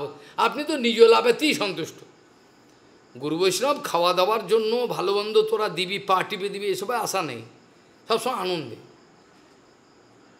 নিজ লাভ তুষ্ট, নিজ লাভ পূর্ণ। ভগবান তো নিজ লাভে পূর্ণ নাকি? না ভগবানের কোনো অভাব আছে? ভগবানের যদি অভাব না থাকে, তার ভক্তের কোনো অভাব আছে কি? অভাব থাকতে পারে না। কে ভগবানকে বুকে রেখে দিয়েছেন, তাহলে ভগবান এবং ভগবানের ভক্তের কোনোদিনই কোনো অভাব থাকতে পারে না। তথাপি কেউ, প্রহ্লাদ মহারাজ বলছেন, যদি কেউ কিছু আপনার জন্য করে, সেটা কেমন? ঠিক প্রতিমুখস্য, প্রতিমুখ, যেমন আয়নার সম্মুখে নিজের মুখটাকে যেমন বিকৃত করে দেখবে, ওরম দেখবে। নিজের তোমার চিত্তবৃত্তি কাম যদি না থাকে, খুব ভক্তিভাবে যদি তুমি থাকো, আয়নার সম্মুখে দাঁড়ালে সেই মূর্তি দেখবে, তাই কি না? আর যদি কাম থাকে, তার একটা বিক্রিয়া আছে, মুখ কুৎসিত হয়ে যাবে, তাই কি না? কুৎসিত হয়ে যাবে। ঠিক যেমন আয়নার সম্মুখেতে দাঁড়ালে পরে নিজের মুখশ্রী যেমন তেমনই দেখতে পায়, ঠিক সেরকম আপনার সম্মুখে যেমন চিত্তবৃত্তি নিয়ে কোনো ব্যক্তি আসবে, যদি কেউ সেবা করে তাহলে তার চিত্তবৃত্তি যেমন, সেই according to that ratio he can get benefit, সেই পরিমাণেতে সে কৃতার্থ হয়ে যাবে, তাই কি না? আমার মনের মধ্যে কুৎসিত ভাব নিয়ে আমি গুরু মহারাজের কাছে এলাম, তাহলে তার ঠিকই বুড়ো হাবড়া হয়েছে বুঝতে পারবেন না কি? সে বুঝতে পারবে না, ঠিক বুঝতে পারবে, তার হৃদয় কিছু বলবে না, বুঝতে পারবে। ঠিক যেমনভাবে একটা স্ফটিক ভাগবতী মহাপুরাণের দশম স্কন্ধের সহজিয়ারা এত বড় সাহস, তাদের দশম স্কন্ধে এইসব কথা আলোচনা করে। আমি অনেকবার এ সম্বন্ধে আলোচনা, খালি ভাগবতের ইন্ট্রোডাকশন আলোচনা করতে গিয়ে 1 মাস না 1.5 মাস, খালি ইন্ট্রোডাকশন রাসলীলা কাকে বলে এইটা আলোচনা করতে 1-1.5 মাস। আমি কখনোই সাহস করিনি, কেন আমার অধিকার নেই, যোগ্যতা নেই, কি করব? যখন যোগ্যতা দেবেন তাও তো সবার সামনে বলবার অধিকারও নাই। এই ভাগবতে কিন্তু সুখদেব গোস্বামী ঠিক এই কথাই বলেছিলেন। সুখদেব গোস্বামী বলছেন, এই কথাই বলছেন রাসলীলাতে, যে যেমন একটা বাচ্চা, একটা শিশু আয়নার সম্মুখে দাঁড়িয়ে খেলা করে, দেখেছো তো? একটা শিশু কি জানে না আয়না কাকে বলে, বাচ্চাটা জানে না, সে সবে চলতে শিখেছে, একটা আয়নার সম্মুখে এরম করে ওরম করে, ওটা মজা পেয়ে গেছে, আমরাও করেছি বাচ্চা। ঠিক এই কথাটা বলছেন সুখদেব গোস্বামী, ঠিক যেমন নিজের প্রতিবিম্বের সঙ্গে একটা বাচ্চা খেলা করে, ঠিক রাসলীলাটা হলো সেই রকম। তিনি কোনো মেয়ে ছেলে নিয়ে খেলা করেন নাই, তার কোনো দরকার পড়েন নাই। কোনো একটা মুসলিম মেয়ে কন্যা, আমি হরিকথাতে বলেছিলাম, আজ থেকে 15 বছর আগে আমি শ্রী চৈতন্য গৌড়ীয় মঠে সবসময় প্রেসের কাজে ব্যস্ত থাকতাম, এত গ্রন্থ ছাপানো, একা কেউ তো নাই। তো ওখানে আমি সন্ধেবেলায় এসে হাত পা ধুয়ে এবার আর্নিকটা করব, তখন ভক্তিবল্লভ তীর্থগোস্বামী মহারাজ, আমি চৈতন্য গৌড়ী মঠে তাদের প্রতি কৃতজ্ঞ, আমি আমাকে সেবা করার সুযোগ দিয়েছেন। বৃন্দাবন প্রভু এসে বললেন, মহারাজ একজন মুসলিম লেডি, শিক্ষিতা কন্যা, সে ভগবান শ্রীকৃষ্ণকে যা তা খিস্তি গালাপ করছে, যা তা গালাগাল দিচ্ছে, তার চরিত্র খারাপ, অমুক তমুক, গৌড়ীয় মঠের কোনো এই নিয়ে। আমি বলি, তাহলে তুমি কি বলেছ? বলে, আমি এগুলো জবাব দিয়েছি, তারপরেও আবার থামে না, যা তা বলে। তো আপনি একটুখানি জবাবটা দিলে ভালো হয়। আমি ঠিক আছে, তুমি আর্নিকটা করে নি, তুমি আসো আমার কাছে, একটু পরে এসো। কিন্তু আর্নিকে বসে আর আর্নিক হচ্ছে না, সঙ্গে সঙ্গে বৃন্দাবনকে ডাকালাম, শিগগিরই আসতে পারলাম, আর্নিক হচ্ছে না, পরে আর্নিক হবে, আগে এটাই আমার আর্নিক, এখন পরে আর্নিক করব। তো এলো, কি বলেছে শুনলাম, কি চিত্তবৃত্তি কি কথা শুনে নিলাম, দেখিও নি। এবার লিখতে আরম্ভ, লেখার পরে আমি বলে, এটা ছেড়ে দাও, সকালবেলা। তারপরে আজকে প্রায় 10-15 বছর হয়ে গেল, আর উত্তর আসেনি, এত লজ্জা পেয়ে গেছে। আমি কিন্তু গালাগাল দিইনি, একটাও গালাগাল দিইনি, কিন্তু এমনভাবে লেখাটা হয়েছে যে ওই কন্যার লেখাটা এখন কোথায় আছে আমি আর মনে করতে পারবো না, হয়তো কোনো জায়গায় জঞ্জালে ঢুকে রয়েছে। লেখাটা পড়ে মহিলা লজ্জা পেয়ে গেছে, মেয়েটা আর কোনোদিন আর জবাব দেয়নি। ওরা জানেই না যে আল্লাহ সেই কৃষ্ণ, এটা জানে। যাই হোক, যে কথা বলছিলাম, এটা হচ্ছে নিজ লাভ অতুষ্ট। সুখদেব গোস্বামী বলছেন, ঠিক যেমনভাবে সব প্রতিবিম্বের সঙ্গে যেমন বাচ্চা একটা খেলা করে, এই রাসলীলাটা হলো এইরকম নিজের শক্তির সঙ্গে তিনি খেলা করেছেন। এটা কোনো মেয়ে ছেলে নিয়ে খেলা করেনি। आनंद चिन्मय रसो प्रतिभाविताभि স্থাবীর্য এব নিজ রূপত্তয়া কলাভি, এইগুলো বিচার করা দরকার। এখানে কোনো নোংরা কিছু নাই। আমাদের ভেতরে যদি নোংরা কিছু থাকে সেটি আমাদের বহিঃপ্রকাশ হয়, বোঝা গেল না? শিল ভক্তিপ্রমোদ পুরী গোস্বামীর কাছে কোনোদিন আমরা দেখিনি কারোর সম্বন্ধে একটা নোংরা কথা বলছেন, কোনো কামের কথা কিছু, কেন ওটা তো ওর ভেতরে নেই। আমার ভেতরে যেটা আছে, আমি যখন দোষ দেখি না, the supporting factor is already there inside me that I am going to expose. আমার যে ঘৃণ্য মন্তব্যটা আমি তোমার সম্বন্ধে করছি না জেনে, ওইটা আমার ভেতরে রয়েছে বীজ আকারে, ওইটাই আমার বহিঃপ্রকাশ হল। যেটা আমার ভেতরে নেই সেটা কি করে আসবে? যেমন ঋষভ সিংহ মুনি, সে কোনোদিন মেয়ে ছেলে কাকে বলে জানেই না, তাকে মেয়ে ছেলে দিয়ে কী করবে? পারবে কি? ও জানেই না, তো ও জানেই না, জন্ম থেকে দেখেইনি কে মেয়ে ছেলেকে বেটে, কিছু বোঝে না, পার্থক্যই বোঝে না। সুখদেব গোস্বামী কে মেয়ে ছেলেকে বেটে পার্থক্যই বোঝে না। তো এদের কাছে যদি কেউ মেয়ে ছেলে তো হাঁ করে থাকবে, তো কিছু জানে না, যে বুঝে না। ঠিক সেই রকম শুদ্ধ গুরু বৈষ্ণবের অন্তঃকরণ এতটাই পবিত্র, সেখানে এইসব নোংরা জিনিসের কোনো প্রতিফলন পড়ে না। তবে তারা যে শাসন করে, এটা ভগবান কৃপা বলে মনে করতে হবে। এরা যদি আমাকে শাসন না করে চুপ করে যায়, ভজনানন্দী সাথী, তাহলে আমার কি জীবনের, আমাকে কে রাস্তা দেখাবে? যারা তুলসীদাসজি বলছেন, সদ্গুরু মিলে ভেদ बतावे, सदगुरु मिले भेद बतावे, ज्ञान करे उपदेश, कैला का मैला छूटे जब आँख करे प्रवेश। আমার মধ্যে যদি ভজনের আগুন প্রবিষ্ট হয়, এমনি তো আমি পবিত্র হয়ে যাব। আমার 5 বার কাপড় ধোয়ার দরকার পড়বে কি? মাধববন্ধু পূর্বে কতবার কাপড় ধুয়েছিল, আরে চান করারই সময় নেই। যিনি ভগবানকে হৃদয়ে ধরে রেখেছেন তো সব পবিত্র। যেখানে কালকে আমি আলোচনা করতে হবে মাধববন্ধু পুরীপাদের, আজকে আর নয়, সব আলোচনা করা যাবে না। তাহলে প্রহ্লাদ মহারাজের বক্তব্য এইটা। তা আমাকে হরিকথাখালি শুনতে বসলাম, এইরকমভাবে বসলে হয় না।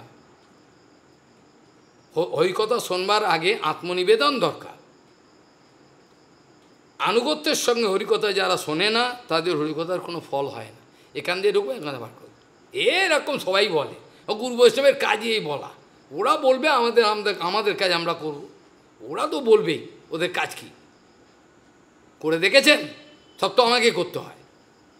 তীর্থ গোস্বামী মহারাজকে গালাগাল দিচ্ছে তার সেবক, খালি 2-1টা কথা বলেছেন, তাতে রেগে বলছে আপনার সেবা আপনি করে নিন, আমি করতে পারবো না, করে নিন। ছুঁড়ে ফেলে দিল, তিনি তাকিয়ে রয়েছেন, ছুঁড়ে ফেলে দিল, আর করবে না সেবা, হয়ে গেল। তারপর কি হলো? কার্ডিয়াক অ্যাটাক, এবং চিরকালের মধ্যে একটা যুবতী মেয়ে সেবা নেবে ওই মঠের মধ্যে। কে সেবা করবে তার? ও যে উঠতে পারে না, করতে পারে না, খেয়ে দেবে, ওই মহিলা সেবা করছে, করে বা। তাহলে কিভাবে শাস্তিগুলো আসে? আমাদের বৈষ্ণব অপরাধের শাস্তিগুলো কিভাবে আসে? বুদ্ধিমান ব্যক্তি যখনই বুঝতে পারে আমার এইখানে অপরাধ হয়ে গেছে, সঙ্গে সঙ্গে এই অপরাধটাই পরিষ্কার করে দেবে, আর যেন না থাকে। তাহলে আমি এগোতে পারবো না, ওইখানে আমার শেষ, এই রাস্তা আমার বন্ধ হয়ে গেল। যখন বুঝতে পারবে এখানে আমার অপরাধ হয়েছে, অপরাধ যেন আর না হয়, কীভাবে অপরাধটা কাটে। কিন্তু আমাদের আনুগত্য নেই বলে, হয়তো আছে কিন্তু 80% পরিপূর্ণ আনুগত্য, আমি বলছি না একেবারে নেই, 80%, কার 50%, কার 80%, কার 90%, কিন্তু 100% শরণাগতি খাও নাই। 100% শরণাগতি যখন হবে না, তখন তুমি কৃপাও 100% পাবে না। যেদিন তোমার শরণাগতি 100 ভাগ হবে, সেদিন গুরু বৈষ্ণব তোমার স্ট্যাম্প মেরে একটা লিখিতভাবে পেপার দিয়ে দেবে, তুই ভগবানকে পাবি বলে দেবে, স্ট্যাম্প পেপারে লিখে বলে দেবে তুই ভগবানকে পাবি। তার ভালো লাগায় আমার ভালো লাগা, তার অপছন্দে আমার অপছন্দ, যেটা আজকে দুপুরবেলা আলোচনা অনলাইনের কথায়, যে আমরা এটা বুঝতে পারি না যে স্নিগ্ধ শিষ্য কাকে বলে।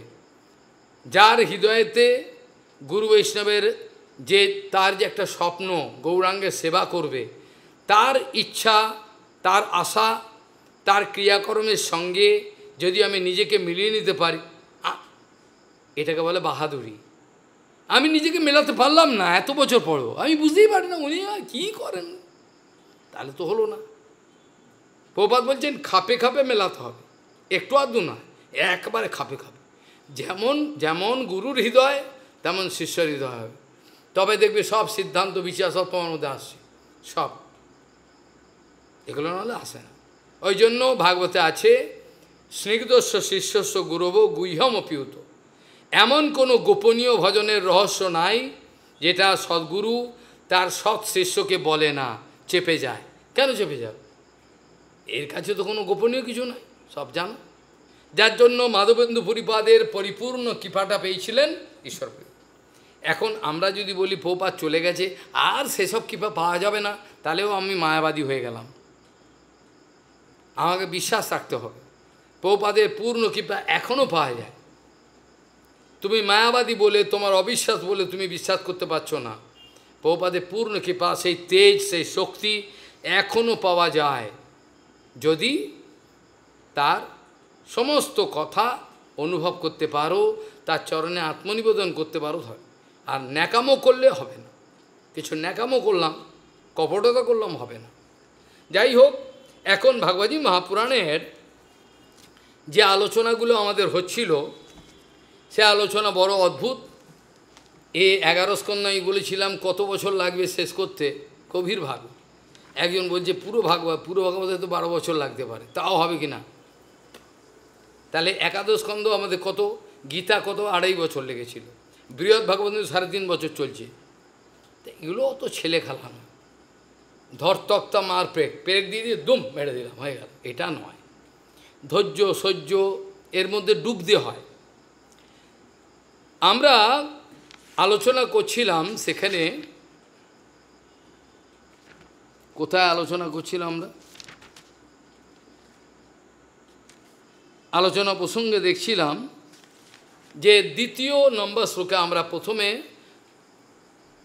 এটা মনে করিয়ে দেওয়ার জন্য আমাকে বলতে হচ্ছে যে অবধূত সন্ন্যাসীর যে শিক্ষাগুলো এতকাল ধরে আমরা আলোচনা করছিলাম, now it is a time to get it in applied form. এটাকে প্রয়োগ কীভাবে আমি শিখলে আমি এটা, আরে আমি তো অনেক তত্ত্ব শিখলাম, আর তত্ত্ব তো শিখলে, কিন্তু তত্ত্বটাকে প্রয়োগ করতে পারছো কি নিজের জীবনে? নিজের জীবনে প্রয়োগ করতে পারছো কি? না তো শুধু তত্ত্ব থেকে যাবে। যেমন বেদবাদী এরা গেলে বেদ খালি বলতে পারে, বেদের অনুভব এদের নাই, এরা খালি বলতে পারে। আর যারা বেদকে অনুভব করেছেন তারা বেদের সমস্ত সার কথা বলতে পারে। কাজে এখানে আমি আলোচনা প্রসঙ্গে বলেছিলাম যে এখন আমাদের সময় হলো, ভগবান শ্রীকৃষ্ণ বলছেন যেগুলো সেখানে অবধূত সন্ন্যাসীর কাছে আমরা শিক্ষা করেছি, সেগুলো একটা একটা করে আমাদের জীবনে প্রয়োগ করব। যে ব্যক্তি নিজের জীবনে গুরু বৈষ্ণবের কাছে শিখে প্রয়োগ করতে পারে না, ওই শিখলো একটা গল্প, ভুলে গেল, তাদের দ্বারা হবে না, তাদের দ্বারা হবে না। যারা একবার 25 বছর আগে 30 বছর আগে বৈষ্ণব কি বলেছিলেন মনে রাখতে পারে, তাদের জন্য হরিভজন। বোঝা গেল? Haribhajan not for all, Haribhajan নয়। আমার মনে পড়ে না কোনোদিন গুরুপাদ ওদের একটা কথা রেকর্ডিং করেছে, অন্য লোক করতো, অবশ্য করার দরকার ছিল, কিন্তু করতে গেলে গুরুপাদ বলতে এই এখানে রেকর্ড কর, শোন, রেখে দে, ওখানে হারিয়ে যাবে। কারণ যারা হৃদয়তে রেকর্ড করেন গুরু বৈষ্ণবের কথা, তারা চিরঞ্জীবী হন, তারা বেঁচে যান। আর যারা এখান দীর্ঘণ পাবেন, কী শুনলো কী বুঝলো, খেয়ে ও বলেছিল, কিছু মনে রাখেন, এগুলোকে এ তো হয় না। প্রীতি আর স্মৃতি দুটো একসঙ্গে জড়িত। আমার যদি প্রভুপাদের সঙ্গে ভালোবাসা থাকে, তাহলে কেউ আমাকে গলা কেটে দিল, অর্ধেক গলা থেকে প্রভুপাদ বেরোবে, গলাটা কেটে দিল, অর্ধেক গলা থেকে প্রভুপাদ বেরোবে। প্রীতি আর স্মৃতি দুটো জড়িত। যেখানে প্রীতি নেই সেখানে স্মৃতি নেই, যেখানে স্মৃতি নেই সেখানে প্রীতি নেই। অবশ্য স্মৃতিটা যারা হিংসা করে তাদেরও ক্ষেত্র থাকতে, কিন্তু এই জন্য আমি আগে বলেছি প্রীতি আর স্মৃতি, আমি প্রীতির বিপরীত যে স্মৃতি ওটা বলেছি। যে স্মৃতিটা হিংসার থেকেও হতে পারে ওটা আমি বলিনি, কিন্তু এই জন্য আগেই গোড়াটাকে মেরে দিয়েছি। প্রীতির সঙ্গে তার বিপরীত যে প্রীতি হলে যে স্মৃতি, ওইটা বলেছি। কাজে হিংসা হলেও স্মৃতিটা থাকে। যেখানে নারদজি মহারাজ বলেছিলেন না যে এত বড় স্মৃতি আর হয় না, কারোর সঙ্গে বিদ্বেষ করার পর যখন স্মৃতিটা আমার মধ্যে থাকে, ওকে আমি দেখে নেবো ওকে, ওই করেছে, এই যে চললো, ও আর বলতে পারবে না, ওকে কীভাবে তাড়াবো, কী আমি ক্ষতি করব, এটা বিদ্বেষ চললো এবার হৃদয়। কিন্তু প্রীতির সঙ্গে যে স্মৃতিটা, এটা আলাদা। নারদজি মহারাজ বলছেন বিদ্বেষ করে যে স্মৃতিটা হয়, সেই স্মৃতিটা কিন্তু ভালো না।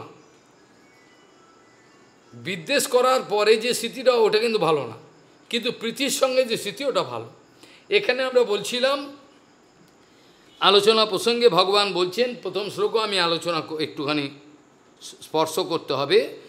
ময়োদিতেষু অবহিতঃ স্বধর্মেষু মদাশ্রয়ঃ বর্ণাশ্রমকুলাচারম অকাম আত্মা সমাচরেত। ভগবান বললেন, আমার আশ্রিত বাস্তবিক যারা শরণাগত, আশ্রয় লইয়া ভজে তারে কৃষ্ণ নাহি তেজে, আর সব মরে আকার। তাহলে আশ্রয় নেওয়া ব্যাপারটাও ব্যাখ্যা করতে অনেক সময় লাগে। যারা বুদ্ধিমান তারা বুঝে আশ্রয় কাকে বলে।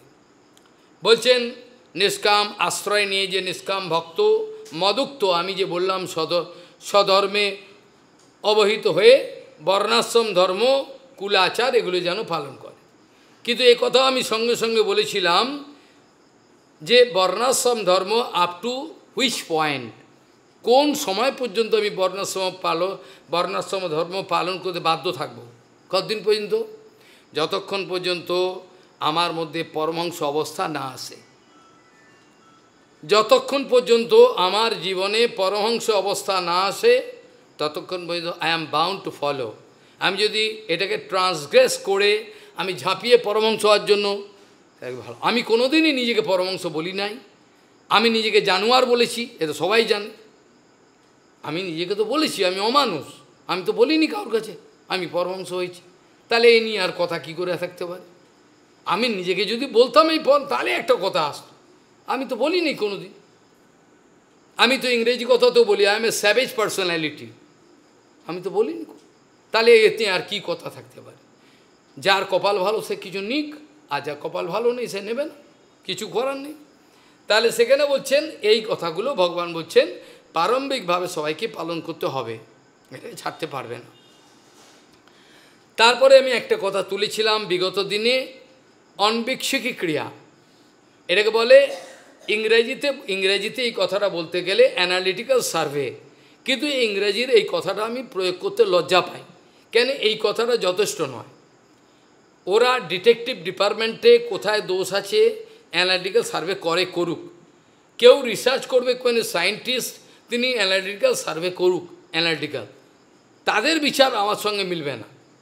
এখানে অনবীক্ষিকী ক্রিয়া মানে আমি বলেছিলাম কি, বস্তুর সাবস্ট্যান্সের না থেকে থিমটা দেখা, যেটা শ্রীধর গোস্বামী বারবার বলতেন, প্রভুপাদ বলতেন, আমরা বাইরের চাকচিক্য, বাইরে কি হচ্ছে, যদি এই সাধুর কাছে লক্ষ লক্ষ লোক বসে তাহলে ইনি হচ্ছেন সাধু। আর যদি ওনার কাছে ভক্তিবিনোদ ঠাকুরের কাছে একজন বসে থাকতেন, শ্রীল সচ্চিদানন্দ ভক্তিবিনোদ ঠাকুরের কাছে রিটায়ারমেন্টের পর এই ভজন কুটিরে তার যেখানে বসে হরিকথা সেটা ভেঙে দেওয়া হয়েছে, যেখানে তুমি থাকো তার পাশে একটা পিঁড়ি ছিল, ওখানে ভক্তিবিনোদ ঠাকুর বসে হরিকথা বলতেন, এটা এখন ভেঙে দিয়েছে। তাহলে কৃষ্ণদাস বাবাজি মা একা বসে থাকতেন, কখনো কখনো গৌরকিশোর বাবাজি মা ওপার থেকে আসতেন, তাহলে একজন বা দুজন। আমি একথা জেনেই এখানে একটা হসপিটাল খুলতে বাধ্য হয়েছি। আমি জানি এখানে রোগীর সংখ্যা বেশি, কিন্তু কোনো রোগী নিজেকে রোগী মনে করে না। আমি নামটা পর্যন্ত গৌরী হসপিটাল দেবো ঠিক করেছিলাম, তারপরে ভাবলাম লোকে বুঝতে পারবে না, পাগল লোক, যাকে চেঞ্জ করে দিলাম। কিন্তু আগে ঠিক করেছিলাম এটা, কিন্তু আমি জানি এই যে আশ্রমটা কমিটি থেকে করা হয়েছে, এটা যদি বম্বে বা দিল্লিতে হতো তাহলে কয়েক হাজার হাজার লোক আমার কাছে আসতো, হাজার হাজার। কিন্তু এখানে লোক নেই, তারা খাবে দাবে নরকে যাবে, তাদের জীবনটাই এই জন্য, তারা জন্মেছে এই জন্য যে খাবে যাবে নরকে চলে যাবে সোজাসুজি, আর কিছু চাই না। তাদের খাওয়া, বিশ্রাম এবং নরকে যাওয়া এইটাই, তাদের কোনো দরকার নেই। যাদের প্রবল উৎসাহ ভজন রাজ্যের এক একটা ক্রিয়াকর্ম করব, নতুন নতুন ভগবানের সেবা করব, ভগবানের যেন এই কথাগুলো লোকে জানতে পারে, প্রভুপাদের কথা বাস্তব প্রভুপাদ, প্রভুপাদের কথা যেন জানতে পারে, অন্য লোক যেন ঠক জোচ্চরি করে প্রভুপাদের কথার কোনো ভেজাল দিতে না পারে। এই জন্য তারা অতৃন্দীয় প্রহরী, তাদেরকে বলা হয় দে আর দ্য গার্ডম্যান, তারা সবসময় গার্ড দিচ্ছেন। কোথায় একটু সিদ্ধান্ত সঙ্গে সঙ্গে এটা কাট ন, এই সিদ্ধান্ত নয়, আপনি ভুল বলছেন, এটা প্রমাণ করতে পারবেন না আপনি, এটা দরকার। এটা না হলে সম্প্রদায়ের সমস্ত ইজ্জত চলে গেছে, এখনও চলে যাচ্ছে, যত সিদ্ধান্ত বিচার আচার সব চলে যাবে। এটা গেলে কিচ্ছু থাকবে না। এটা যদি চলে কোনো সম্প্রদায় থেকে সাম্প্রদায়িক নিষ্ঠা যদি না থাকে, তার বাণী বৈভবকে সংরক্ষণ করবার মতো যোগ্য আচার্য যদি না থাকে, তাহলে বর্তমানে যে অবস্থা তাই হবে। খাবে দাবে আর ঘুমোবে আর মক্কা মারবে, কেস করবে, আর কিচ্ছু হবে না, কিচ্ছু করতে পারবে না।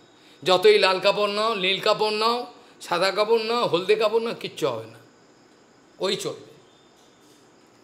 এই বাণীর প্রোটেকশনটা হলো সর্বশ্রেষ্ঠ সেবা। গৌরকিশোর বাবাজি মহারাজ হরিনাম করেছিলেন, আর প্রভুপাদ পৃথিবী জুড়ে প্রচার করেছিলেন। কাজেই প্রভুপাদ গৌরকিশোর বাবাজি মহারাজ আদর্শ মানেন নাই। এটা হচ্ছে জানোয়ারদের কথা, অমানুষের কথা।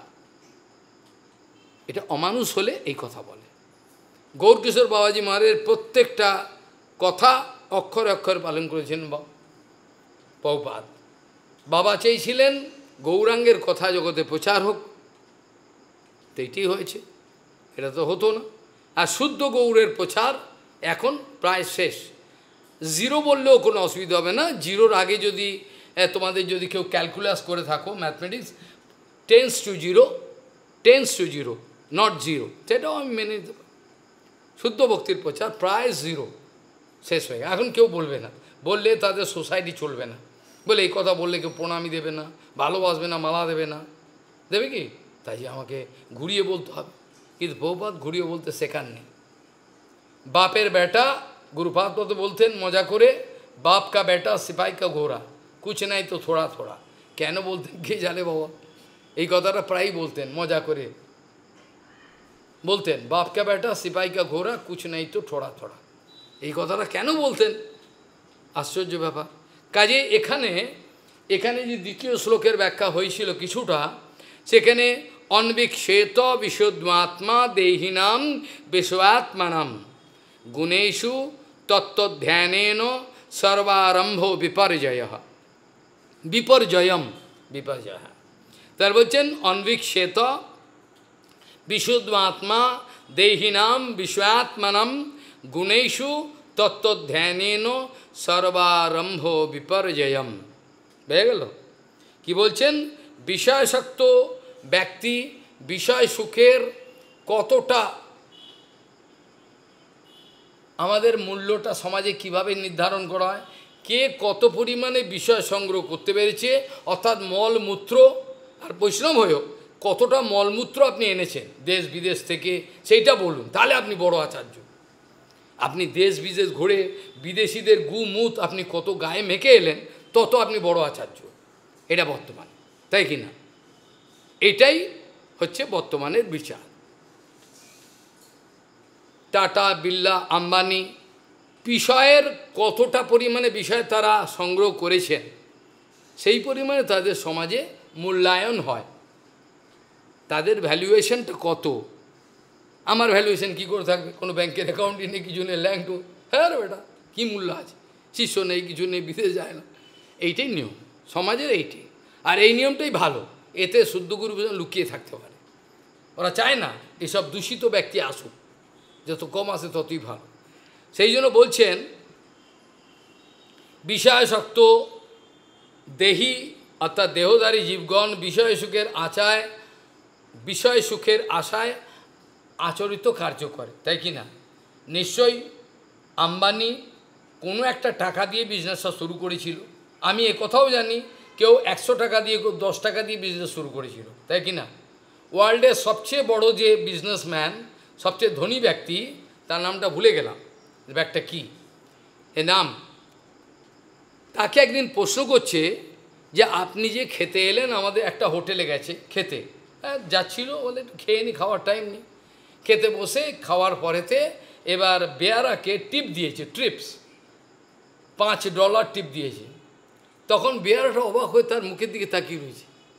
বলে কী হলো, তুমি তাকিয়ে রয়েছো কেন?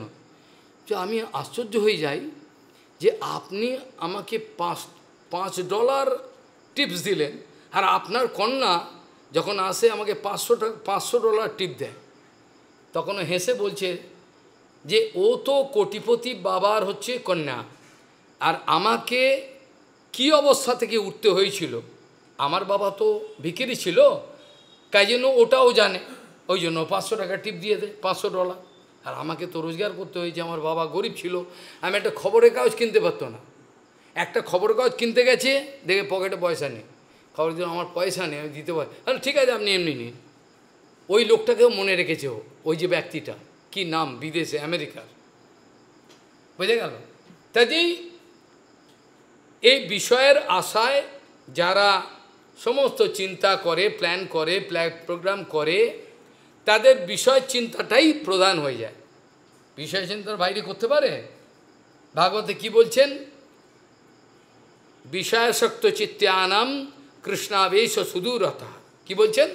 যাদের বিষয়াসক্ত চিত্তানাম, যাদের বিষয়ে আসক্ত চিত্ত, তাদের কৃষ্ণ চিন্তা কি করে হবে?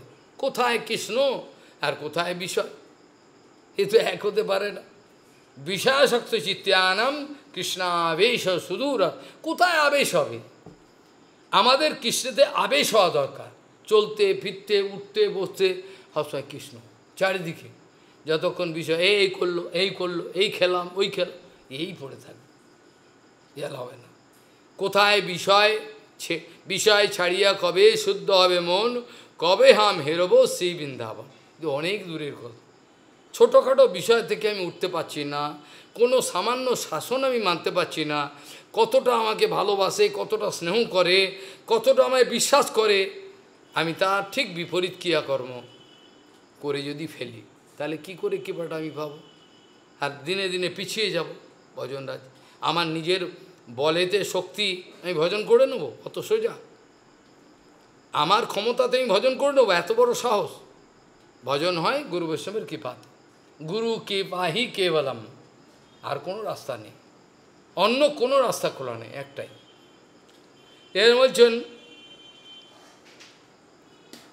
এই বিষয়াসক্ত ব্যক্তি সর্বদা মাইনুটলি এরা চিন্তা করছেন কীভাবে বিষয়টাকে বাড়ানো যায়, কিভাবে যে যত পরিমাণে বিষয়ের এর হাসিল করতে পেরেছেন, যত বিষয় আশয় হাসিল করতে পেরে, যার কত কত কোটি কোটি টাকা,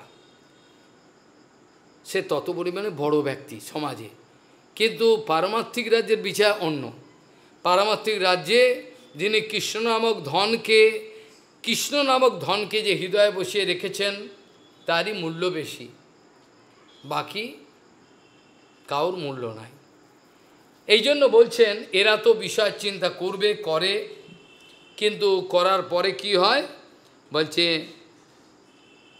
এই যারা বিষয় চিন্তা করেন, তাদের যদি একটা থাপ্পড় মেরে বলা যায় বিষয় চিন্তা ছাড়ো, ছাড়বে? ছাড়বে না, তারা ছাড়তে পারবে না। তাদেরকে যে কোনো শাস্তি দাও, কিছুতেই হবে। ওদের আপনি চলুন, নির্জনে থাকবেন, চলুন, চলুন, বিষয় থাকবেন না, চলুন, এই চলো, নির্জনে গিয়ে বিষয় ধ্যান করুন। কেন? বিষয় তো তার রন্ধে রন্ধে, প্রত্যেকটা নার্ভের মধ্যে, নার্ভ সিস্টেমে বিষয় ঢুকে গেছে। হ্যাঁ, এরা পারতে পারে যদি এরা বিষয়ের পরিণামটা কি। আমি একথা আগেও আলোচনা করেছিলাম। একটা বাস্তবিক সাধু, বৈরাগ্যবান ব্যক্তি সেই হয় যে বিষয়ের পরিণামটা জানতে পারে। তুমি যতক্ষণ বিষয়ের পরিণাম জানতে না পারবে, ততক্ষণ তোমার ভয় থাকবে।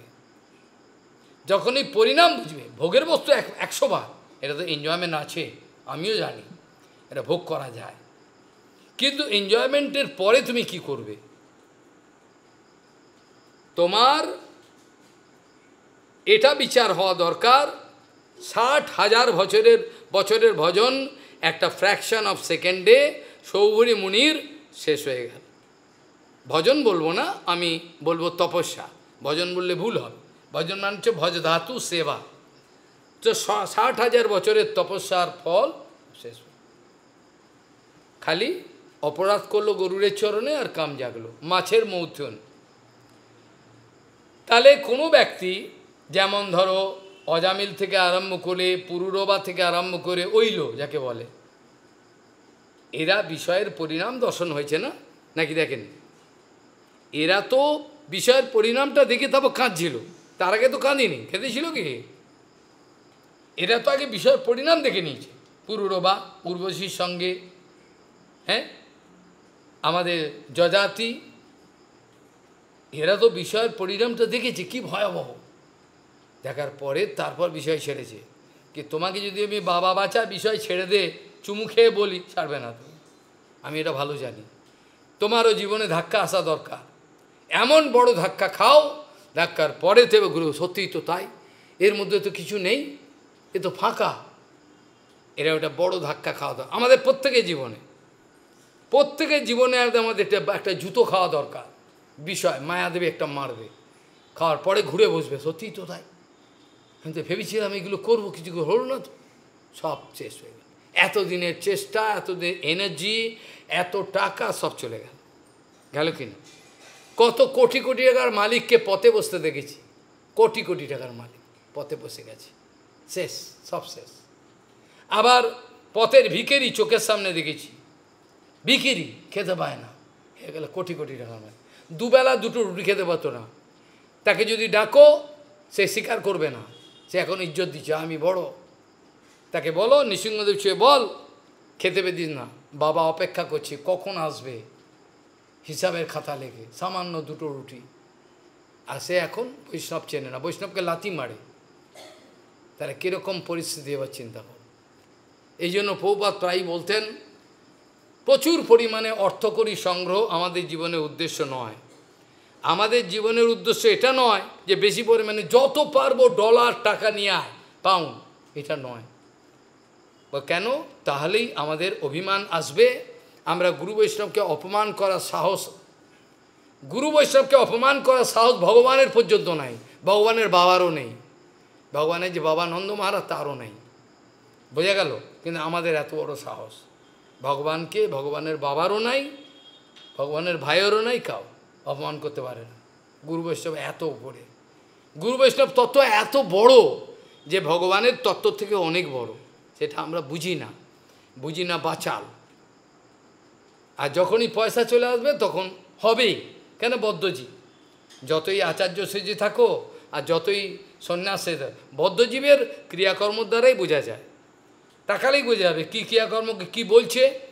দুটো শব্দ শুনবে, হরিকথা বলতে দুটো শব্দ খালি শুনবে, বলে দে এ বদ্ধজীব, দুটো, বেশি না, খালি আরম্ভ করে দুটো শব্দ বলে শুনে বলে বদ্ধজীব, আচার্যের আসন বসে রয়েছে, ঠিক বুঝে যাবে, অপমান করবে না, ঠিক বুঝতে পারে, চলে যাবে, তারা ঠিক বুঝতে পারে।